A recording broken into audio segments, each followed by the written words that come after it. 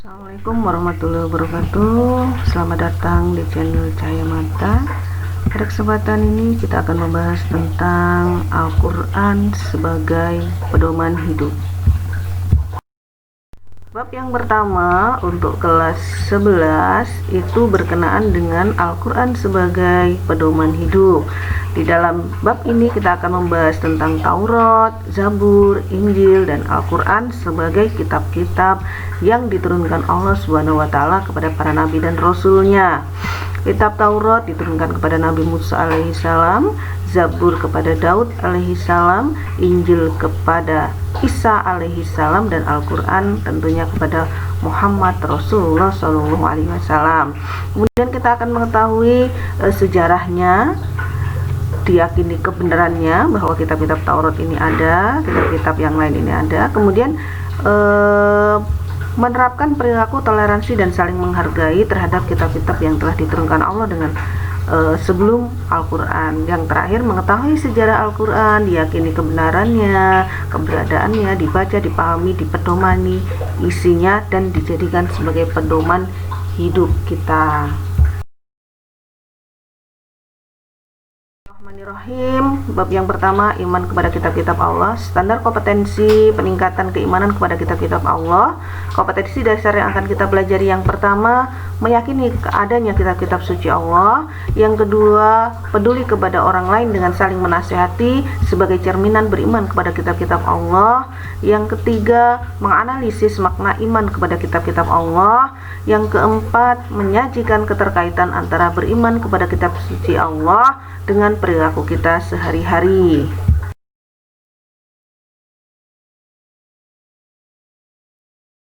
A. Pengertian iman kepada kitab-kitab Allah. Iman kepada kitab Allah artinya meyakini dengan sepenuh hati bahwa Allah telah menurunkan kitabnya kepada nabi atau rasul yang berisi wahyu untuk disampaikan kepada seluruh umat manusia. Ini pengertian dari iman kepada kitab Allah. B. Pengertian kitab dan suhuf. Suhuf adalah wahyu Allah yang disampaikan kepada para rasul tetapi masih berupa lembaran-lembaran yang terpisah. Suhuf ini isinya masih sangat simpel. Suhuf ini adalah kitab yang diberikan kepada Nabi Ibrahim alaihissalam. Kemudian kitab adalah wahyu Allah yang disampaikan kepada para rasul dalam bentuk buku atau kitab. Yang kedua, isi kitab lebih lengkap jika dibandingkan dengan suhuf.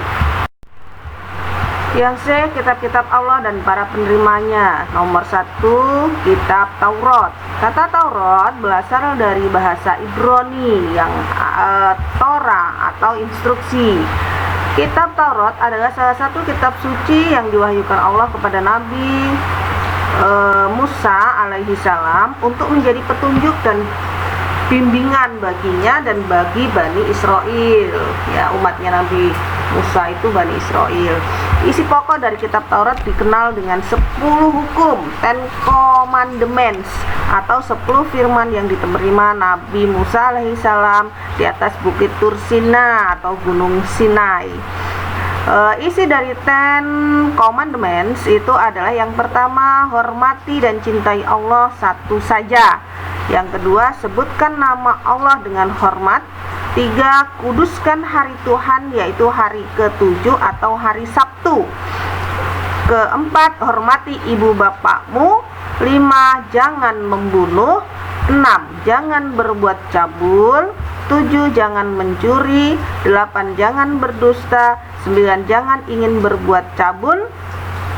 Yang ke-10, jangan ingin memiliki barang orang lain dengan cara yang tidak halal. Ini 10 commandments yang ada di dalam kitab Taurat. 10 firman Tuhan, ya, dikenal dengan seperti itu.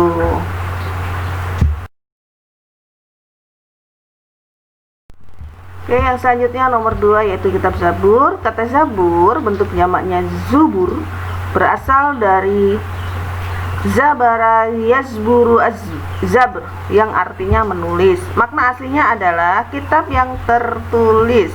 Zabur dalam bahasa Arab dikenal dengan sebutan mazmur, jamak dari mazamir dan dalam bahasa Ibrani disebut mizmar yang artinya nyanyian rohani yang dianggap suci.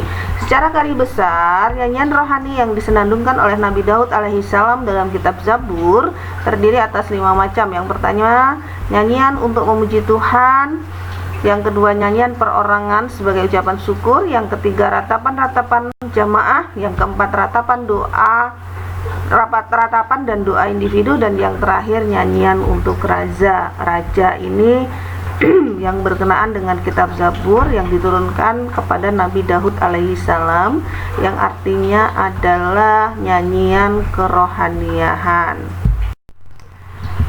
Kitab yang ketiga yaitu kitab Injil. Kitab Injil ini diturunkan kepada Nabi Isa alaihissalam, ya. Kitab Injil diwahyukan kepada Allah oleh Allah Subhanahu wa taala kepada Nabi alaihissalam yaitu Isa. Kitab Injil yang asli memuat keterangan-keterangan yang benar dan nyata, yaitu perintah-perintah Allah agar manusia mengesahkan dan tidak menyekutukannya dengan sesuatu apapun. Ada pula penjelasan bahwa di dalam kitab Injil terdapat keterangan bahwa di akhir zaman akan lahir nabi yang terakhir dan penutup para nabi dan rasul, yaitu bernama Ahmad atau Muhammad.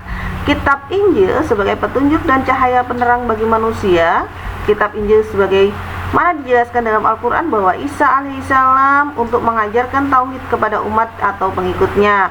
Tauhid di sini artinya mengesahkan Allah dan tidak menyekutukannya. Penjelasan ini tertulis di dalam Al-Quran surat Al-Hadid ayat 27. Kemudian kami susulkan rasul-rasul kami mengikuti jejak mereka, dan kami susulkan pula Isa putra Maryam, dan kami berikan Injil kepadanya, dan kami jadikan rasa santun dan sayang dalam hati orang-orang yang mengikutinya. Surat Al-Hadid ayat 27. Jadi berkenaan dengan kitab Injil bahwasannya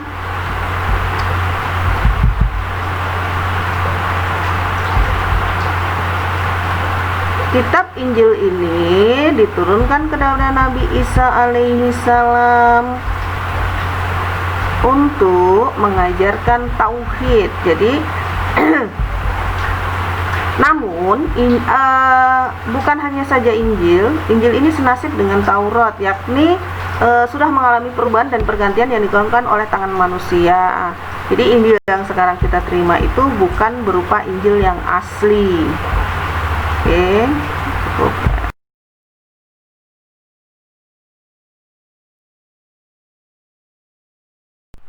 Yang terakhir, kitab Al-Quran.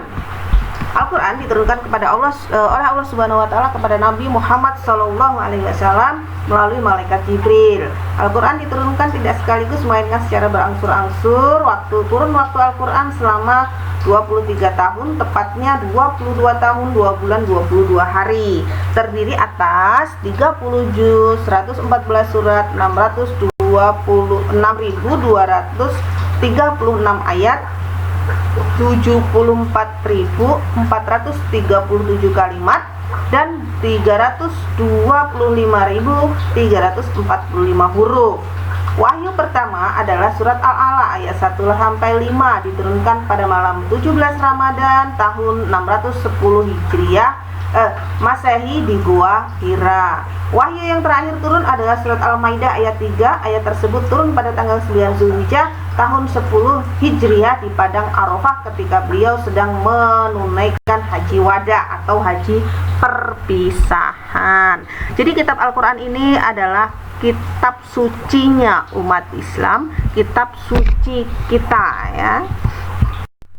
5. Nama-nama lain Al-Quran. Yang pertama Al-Huda, artinya Al-Quran sebagai petunjuk seluruh umat manusia, hudalil muttaqin, ya. Kemudian yang kedua Al-Furqan, yang artinya sebagai pembeda antara yang baik dan yang buruk. Asyifa artinya sebagai penawar atau obat penenang hati. Al-Quran ini sebagai obat. Kalau kita resah, gelisah, gundah gulana, kita baca Al-Quran, maka sebagai penawar atau obat penenang hati. Kemudian yang keempat Az-Zikr, artinya Al-Quran sebagai peringatan adanya ancaman dan balasan. Yang terakhir Alkitab, artinya Al-Quran adalah firman Allah yang telah dibukukan. Ini adalah nama-nama lain dari Al-Quran. Kemudian isi pokok Al-Quran yang pertama, akidah atau keimanan. Al-Quran ini di dalamnya membahas tentang akidah atau keimanan kita kepada Allah SWT. Yang kedua tentang ibadah, baik ibadah madhoh maupun ibadah khairu madhoh, baik ibadah umum maupun ibadah yang khusus. Ibadah khusus kepada Allah, sholat, puasa, haji, dan seterusnya itu ibadah madhoh. Khairu madhoh itu adalah ibadah tentang muamalah ya. Kemudian yang ketiga, akhlak seseorang hamba kepada sang kholik, kepada sesama manusia dan alam sekitar. Jadi dalam Al-Quran pembahasan tentang akhlak banyak sekali ya. Kemudian muamalah yaitu hubungan manusia dengan sesama manusia, itu juga dibahas di dalam Al-Quran. Kemudian kisah itu kisah itu cerita Nabi dan Rasul, orang-orang soleh dan orang-orang yang ingkar. Jadi dalam Al-Quran ini banyak kisahnya yang kita bisa pelajari ya, kisah para nabi, bahkan kisah Qorun juga ada di dalam Al-Quran sebagai orang yang ingkar, sebagai peringatan untuk kita. Dan yang terakhir, semangat mengamalkan ilmu pengetahuan. Dalam Al-Quran jelas ya, ayat-ayat yang meninggikan derajat dari orang-orang yang berilmu itu banyak sekali. Itu sebagai penyemangat kita dalam mengembangkan ilmu, dalam menuntut ilmu. Oke, yang terakhir rangkuman yang telah kita bahas dari awal sampai akhir ini. Yang pertama, umat Islam wajib mengimani kitab-kitab Allah, baik Al-Quran maupun kitab-kitab sebelumnya, yaitu Taurat, Zabur, dan Injil. Keimanan ini bukan artinya terus kita mengikuti apa yang ada dalam Taurat, Zabur, dan Injil, tetapi kita meyakini bahwa kitab-kitab ini emang ada sebelum daripada Al-Quran dan dijadikan pedoman hidup pada masanya.